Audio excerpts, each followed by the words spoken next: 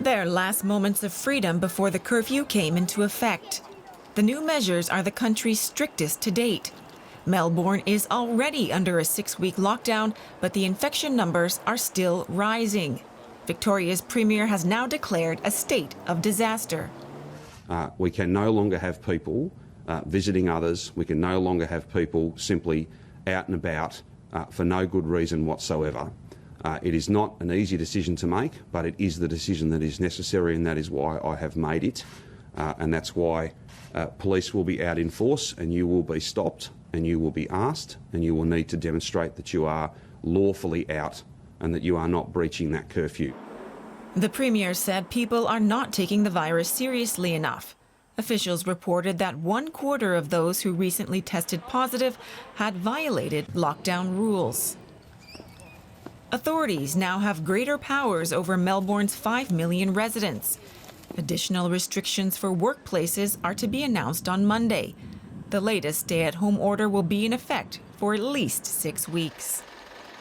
For more on this story, I'm joined by Andre Leslie. He's a journalist with the Australian Broadcasting Corporation in Sydney. Andre, why has Melbourne in particular been so badly affected when compared with the rest of the country? Rebecca, I think it's pretty generally acknowledged that it's got something to do with some of these early outbreak cases around the quarantine hotels. As people were coming back into Australia after COVID-19 broke out around the world, Australia was able to control the outbreaks here pretty well, I think, as maybe some viewers know. But what happened in the quarantine hotels in Victoria was that private security firms were used to look after people in those hotels. Standards weren't maintained, and from there, COVID-19 went out into the community. It then spread into some public housing estates in northern Melbourne, which are a little bit more prevalent in those parts of Australia's second biggest city. And then there was a big problem with family gatherings as well.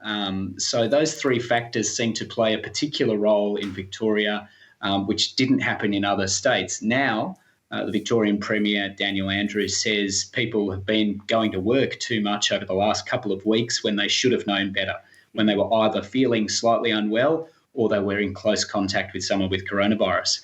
So a little bit of now a shifting of personal blame onto people as well.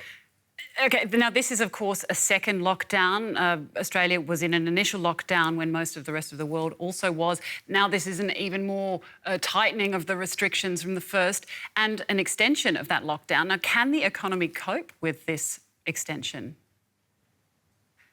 Well, you'd expect that the nighttime economy won't be able to cope in Victoria if in Melbourne they're shutting down from 8 p.m. till 5 a.m. every night, which they're going to do now for 6 weeks. I think they'll be very affected. I think restaurants and things like that will struggle. They'll probably do some takeaway and those sorts of things. Cafes, a big part of Melbourne life, will probably shut down in many parts. Supermarkets and basic services will continue, but the question for many Victorians is what sort of business will be deemed essential. And I think that's getting reviewed over the next 48 hours so they can give some clarity to people as to whether they can keep their business running or not. All right, journalist Andre Leslie in Sydney, thanks very much for the update. Thanks, Rebecca. Well, let's take a look now at some other developments in the coronavirus pandemic. Authorities in the Philippines say they'll beef up the country's healthcare workforce and revamp COVID-19 plans. This as frontline medical workers call for strict lockdown measures. South Africa has now surpassed 500,000 COVID-19 infections. A third of the cases are in Gauteng province, which includes Johannesburg. And in the US, a Democratic congressman has tested positive just days after he interacted with a Republican colleague who refused to wear a mask and was later diagnosed with the virus.